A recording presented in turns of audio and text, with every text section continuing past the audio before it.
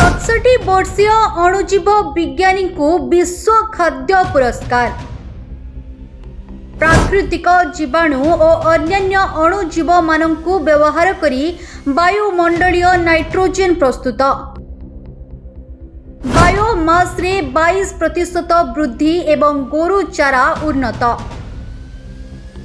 आउ कृत्रिम सारर आवश्यकता पड़िबो नहीं।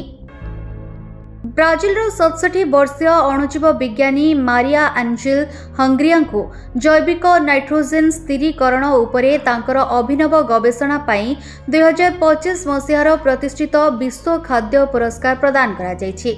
से एक प्राकृतिक प्रक्रिया साहाय्य रासायनिक सार व्यवहार न करी फसल उत्पादन वृद्धि करिबारे सफल होइछन्ति। एक रिपोर्ट अनुसार विश्व खाद्य पुरस्कार जहाको प्रायतः कृषि पाई नोबेल पुरस्कार कहा जाए, सेही व्यक्ति माननकु सम्मानित करा जाए जो माने वैज्ञानिक एवं प्रजुक्ति विद्या सफलता माध्यम रे सारा विश्व रे खाद्यर गुणवत्ता परिमाण किंबा पहुंच को उल्लेखनीय भाव में वृद्धि करती। तेबे Maria Angel Parana state university और federal university of technology of Parana रे निज पाठपढ़ा समाप्त करथिले। एहा परे से ब्राजिल रो जातीय सोयाबीन गवेषणा केंद्र एम्ब्रापा सोजारे 30 रु अधिक माइक्रोबायल प्रजुक्ति विद्या विकास रो नेतृत्व नहीं सेथिरे सोयाबीन, बीन्स, मका, गहम, चाउल और चारण घासर उत्पादकता को उन्नत करिबा लागि माइक्रोबायल इनोकुलांट बिहन तथा माटी रे प्रयोग हेउथिबा लाभदायक जीवाणु थिबा उत्पाद को अंतर्भुक्त करथिले। उद्भिद वृद्धि पाई नाइट्रोजेन हेउछि प्रमुख। सेथिपाई मारियाञ्जेला प्राकृतिक भावे जीवाणु और अन्य अणुजीव मानकु व्यवहार करी वायुमंडलीय नाइट्रोजेन प्रस्तुत करिसंति। उद्भिद एहाको माटीरु शोषण करि परिबो, जहा द्वारा कृत्रिम सारर आवश्यकता पड़िबो नाही। फसल गुड़िक माटी जीवाणु सहित एक पारस्परिक सहबंधन रे नाइट्रोजेन प्रदान करे।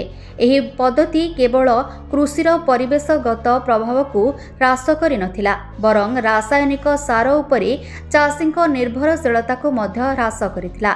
ब्राजिलीय कृषि गवेषणा निगम एम्ब्रापा एही जैविक चिकित्सा विकसित करथिले। एहा फसलरू माटी जीवाणुरू पुष्टिकर पदार्थ शोषण करने सक्षम करी गहम, मका, चाउल, बीन्स और विशेषकर सोयाबीन उत्पादकता वृद्धि करी वर्तमान ब्राजिल सर्वाधिक कृषि रप्तानी भावे मान्यता लाभ करिछि।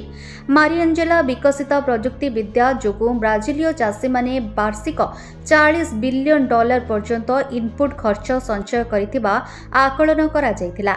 एक रिपोर्ट अनुसार मारियाञ्जेला ही प्रथम व्यक्ति थिले जे कि आजोस्पिरिलम ब्रासिलेन्स जीवाणु जातिर पृथ्वीकरण करथिले, जहा नाइट्रोजेन और फाइटोहोमोन ग्रहण को उन्नत करि परिबो।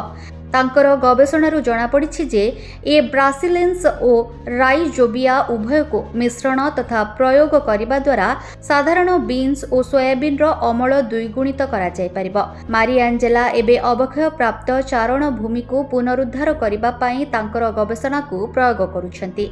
से घास चरण भूमि पई प्रथम माइक्रोबायलन इनोकुलांट विकसित करिछंती, जहा फलरे बायोमास रे 22% वृद्धि घटिछि एवं गोरु चारा मध्य उन्नत होइछि। ब्यूरो रिपोर्ट, चर्चा न्यूज।